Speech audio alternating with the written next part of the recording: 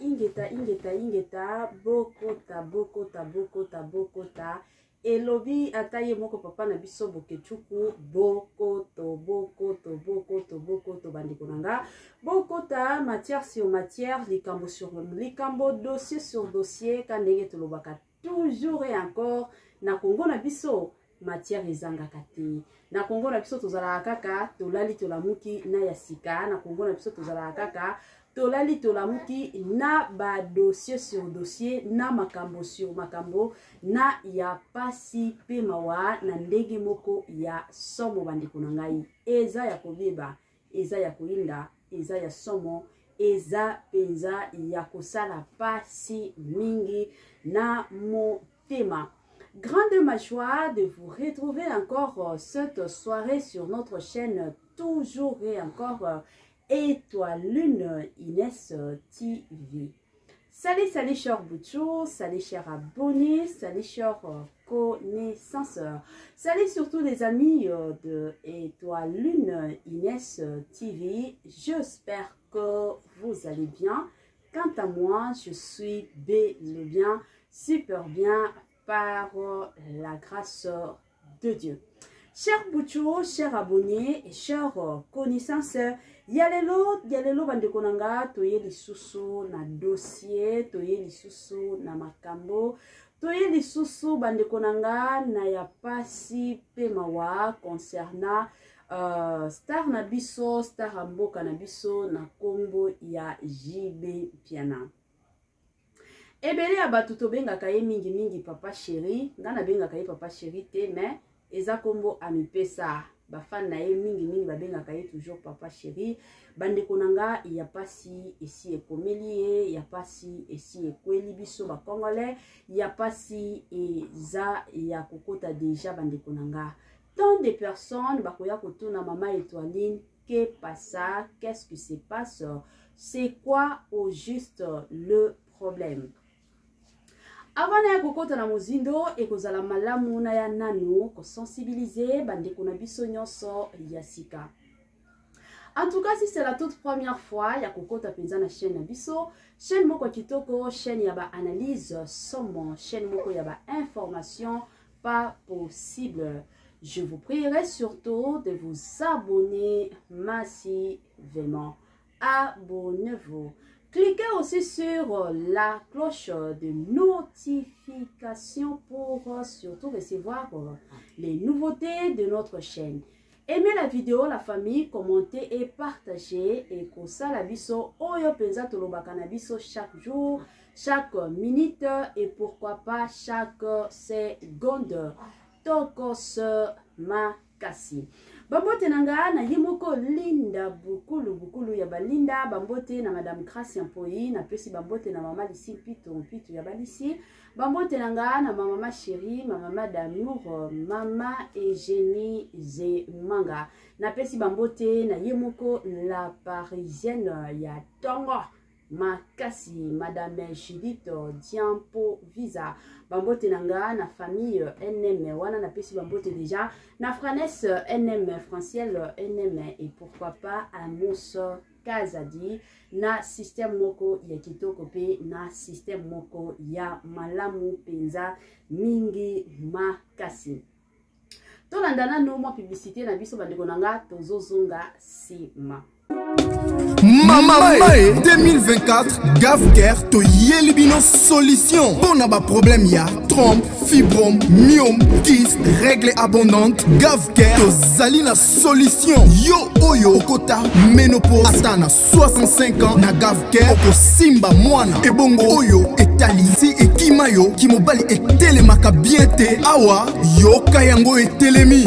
Ebongo oyo etali loposo vergetu babengi nduta olingi okima suki pe mandefu ya pembe benga biso na lombango po awa tozali na solution moko durable. Ba produit na biso nyonso ezali 100% naturel pe esalemi na ba plante na ba industrie ya Angleterre pe Allemagne. Benga biso na numéro oyo plus 44 74 05 65 35 48. Gavker solution ya santé na yo.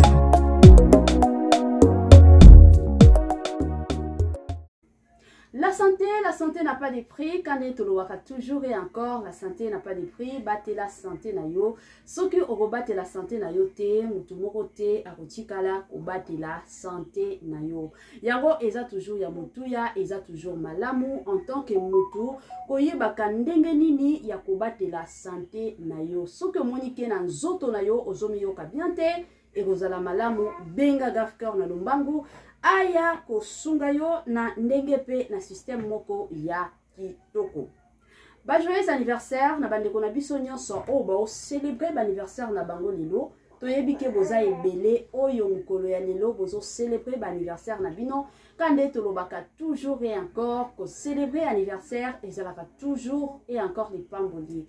Tant de personnes baza lisusu na biso te. Mais soki de ton côté Nzambe azo batela, Nzambe azo bomba, Nzambe azana yo ezalaka toujours malamu kokumisaka Nzambe. Kotombolaka Nzambe et pourquoi pas que ça la moins action de grâce na église et après c'est là kende ko dunda, kende ko bina, kende ko sepela. Yango étoile Nines TV na équipe mobimba toye ko souhaiter bandeko nyonso ba o célébrer anniversaire na bango mokolo ya lelo. Joyeux anniversaire. Nos sincères condoléances na bandeko na biso nyonso o bazana matanga. Kande tolobaka toujours et encore. Tango matanga yaka e saka mutute ke no lelo na zoya lobi kuna na kokende, lobi kuna na kosala te. Matanga yaka na cadre nango, na système nango. Yango bandeko nanga toye penza ko présenter ba sincères condoléances na bandeko na biso nyonso oyo bazolila. Papa akufi, mama akufi, tata mwasi akufi, mama kuluta akufi, noko akufi, yaya akufi.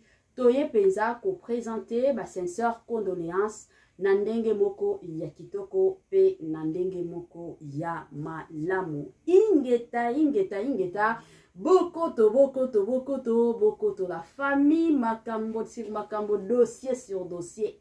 Nzambe na kobandela wapi na kosukela wapi makambo awa izali jibe mpiana après kokufa ya Mignon Sagien toyaki komona Zulema akufaki, neve ya jibe mpiana akufaki, mwana ya jibe mpiana na kombo ya Océane mpiana akufaki. Après kokufa toyaki komona ex danseuse ya jibe mpiana pe ayaki kokufa. Lelo oyo pe message ya liwa concernant jibe mpiana yango yo bandeko eza nini.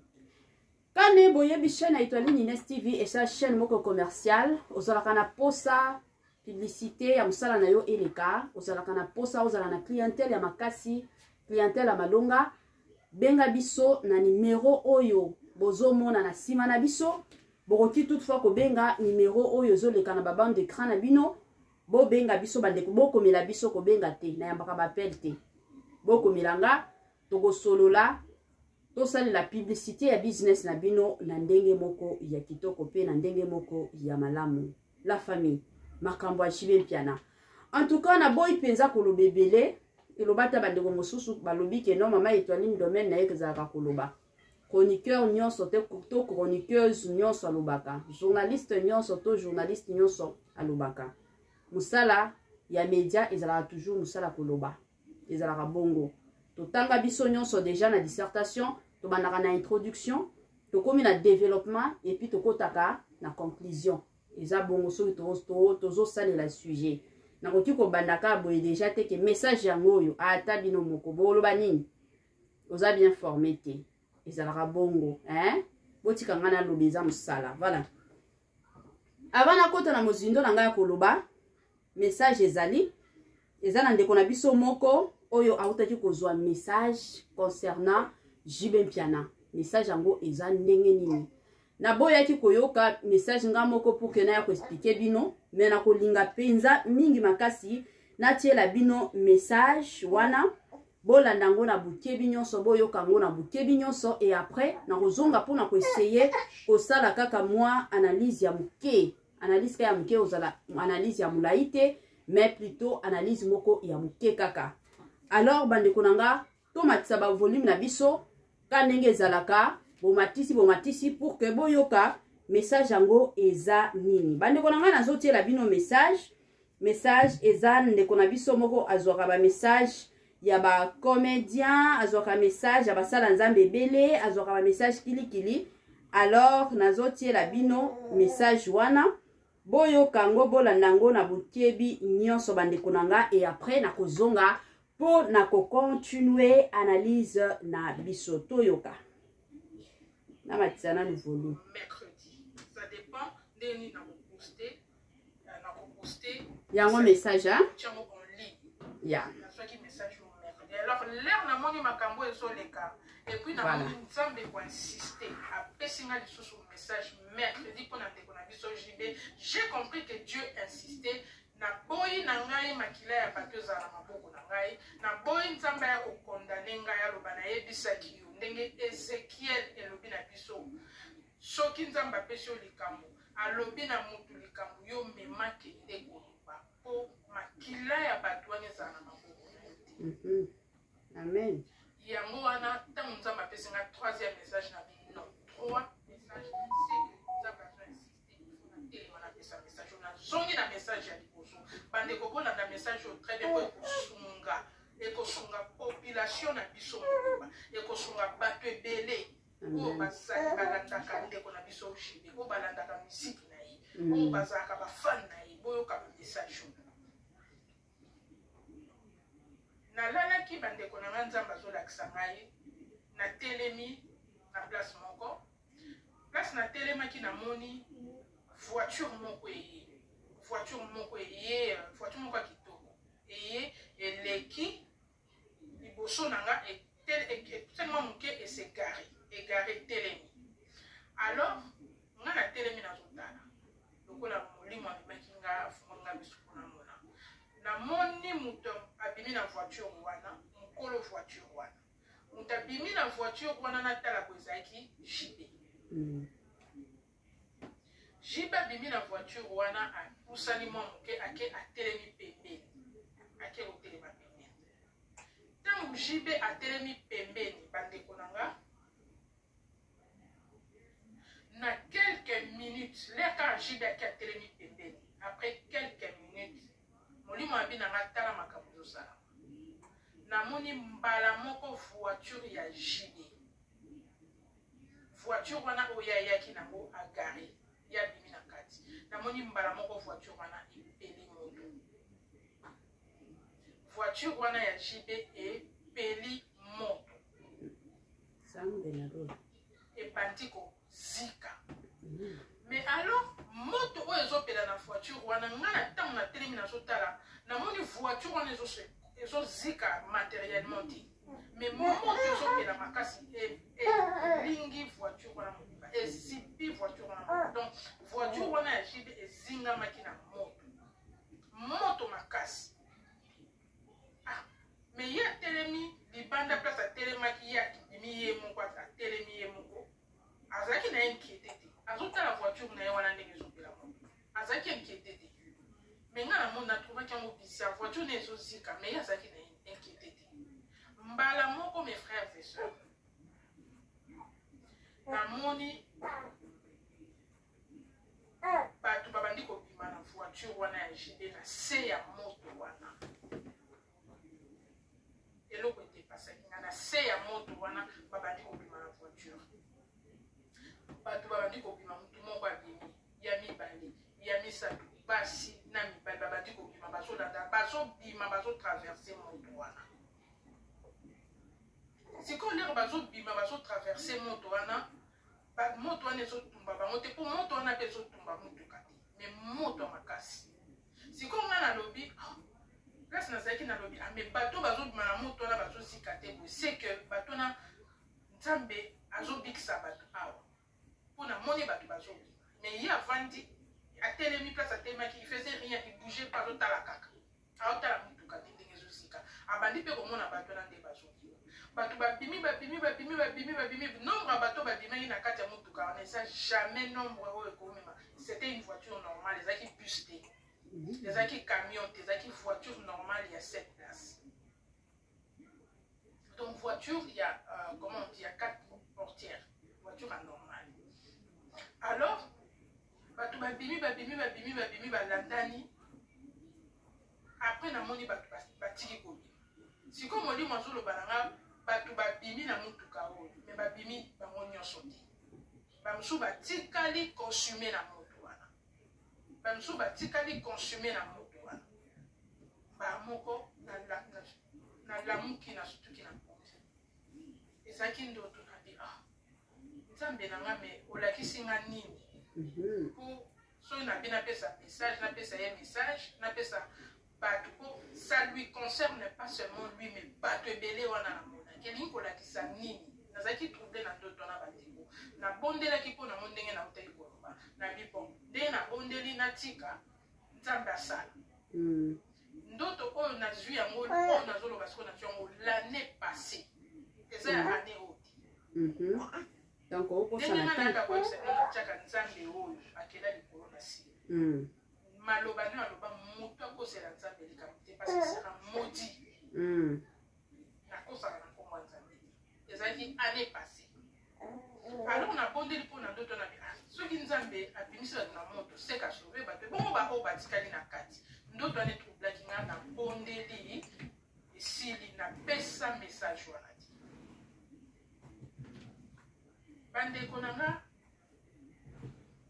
nabandi komona makambo ezosalama napesi kaka message oti napesaki yango te nabandi komona bato te bazokufa namoni yango ekomi de trop napesi nanga kaka message wana te nabonde nabi nzambe ndoto olakisaki nga lelo namoni bato bakomi kokufa bazolanda na mokona te nabondeli nabi nzambe yo moko oyebi napesi message wana te nalali 2 semaines passées 2 semaines passées awa nalali bandeko nanga nzambe abandi kolakisanga likambo olanda ndoto malamu nalali nazomona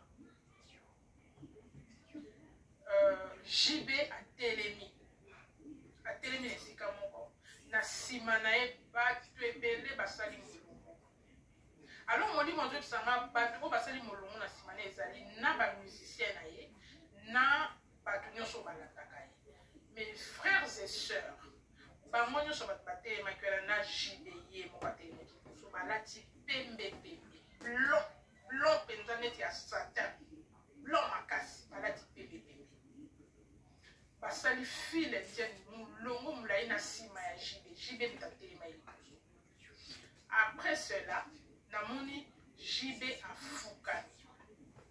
afukami atie donc mabolongo na se bato nyonso balandaki basali même mouvement oyo asalaki bango nyonso mpe bafukami ntango bafukami bango nyonso namoni JB mbala moko akangi mabo donc bato baza na nsima nde nyonso baolanda makambo ya zosala abandi kosambela abandi koinvoke nzambe abandi kosambela sikoyo lere abandi kosambela nga place na telemaki nazotana bi seigneur mais oyo eza likambo ya malamu JB azosambela mpe azosambelisa bato nyonso oyo bazolanda ye na nsima ebele boye mbala moko molimo amemi nga liboso ya JB ntango nalobi bongo molimo amemi nga liboso ya JB donc nakomi sikoyo kotala na direction JB abandaki kotala mpo liboso nazali komoni en face namonaki bango en face molimo sikoyo amemi ngai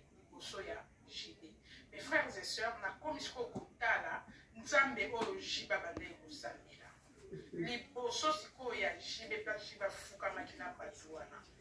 Mes frères et sœurs, namoni tala lisu moko ya monene nazoyebisa bino eza mambo solo lisu moko ya monene un œil lisu ya monene basali lokwa batongi yango banate yango ezalaki même couleur na bilambo bango balataki. C'est pourquoi bana nzambe bakanisaka pembe kolata pembe eza signe ya sainteté donc ça peut être utilisé n'importe comment. Il faut kozala moto ya molimo mpona kososola makambo même les couleurs. Il faut pas ozala tromper na bacouleur. Nzambe oyo bazali kosambela ezalaki un œil lisu eza nini? L'œil de qui?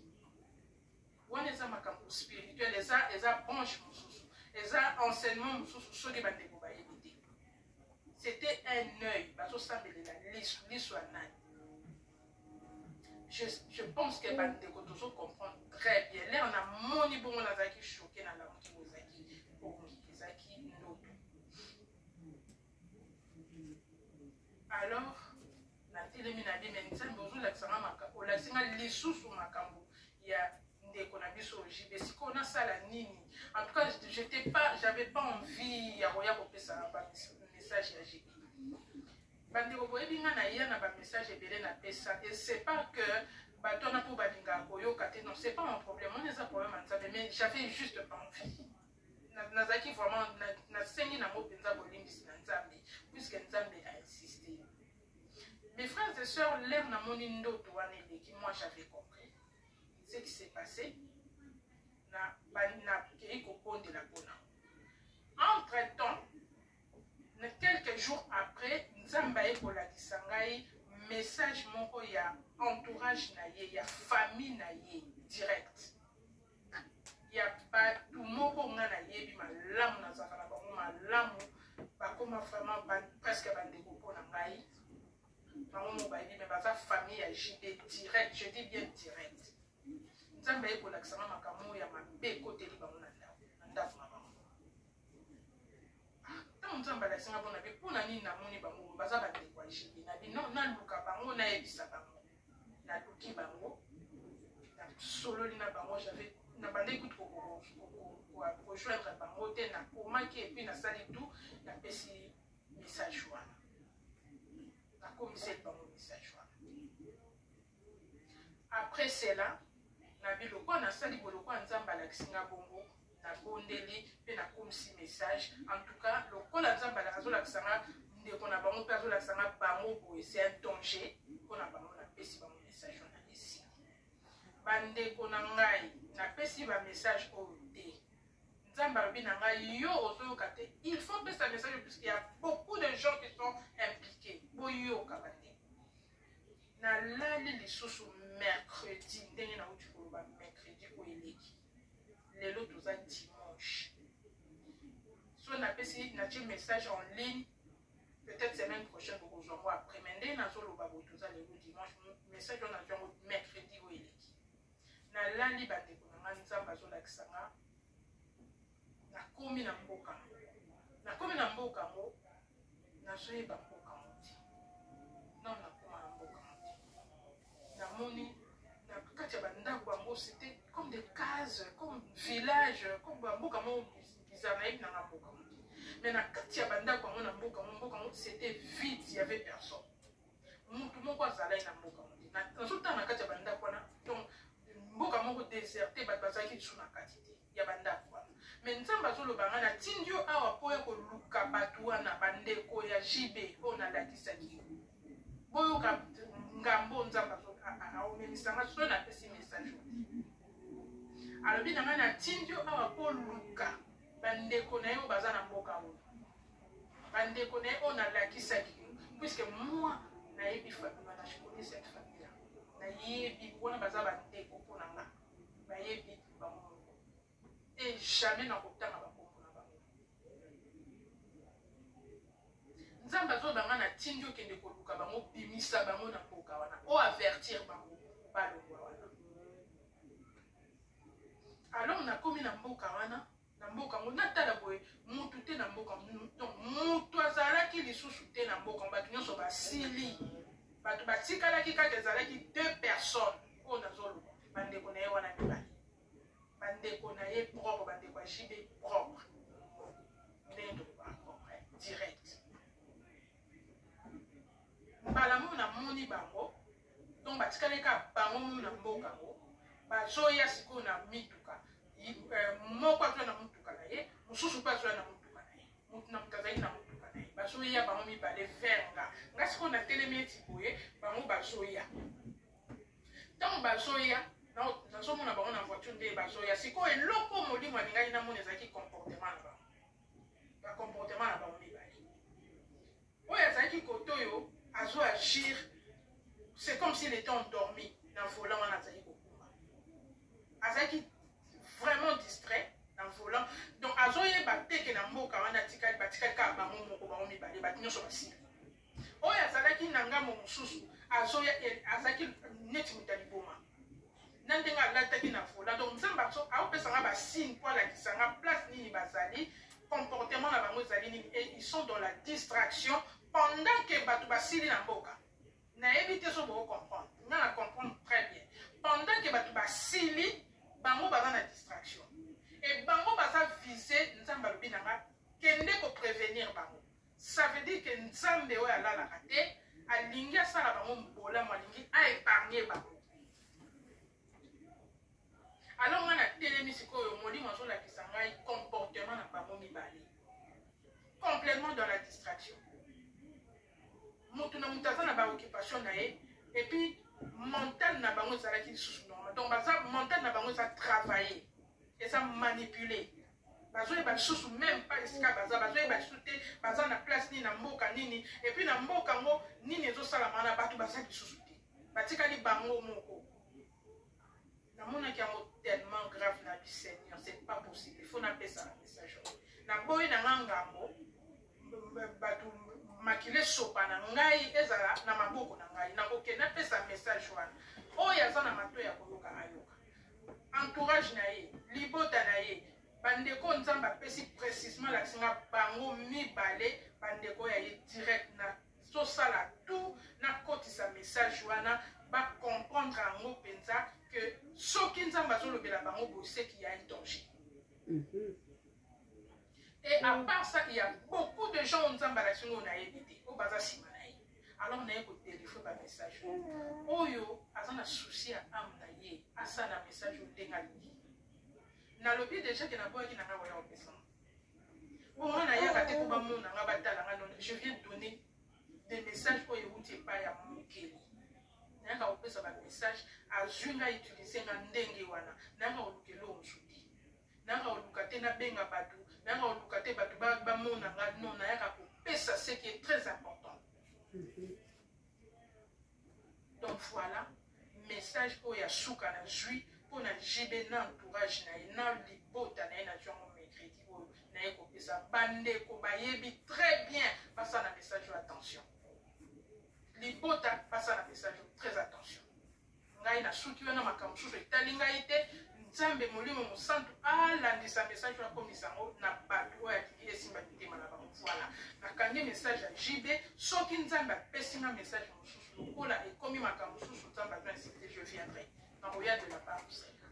Amen. Na kote na message ya merci beaucoup mama prophétesse bandeko na nga na bandi ebele ya bato toti koyoka message ka ndenge bino moko bokutaki koyoka eza message eza prophétie eza bandoto oyo ebimi concernant JB Piana eza te ke no mama etwali mutu alobaki parce que bino na bacommentaire ezalaka yo lobaki nga nalotaki ndoto te na ye mpe kopesa message te eza kaka ndeko na biso moko azwaki révélation ye moko sikoyo nde aye kopesa message.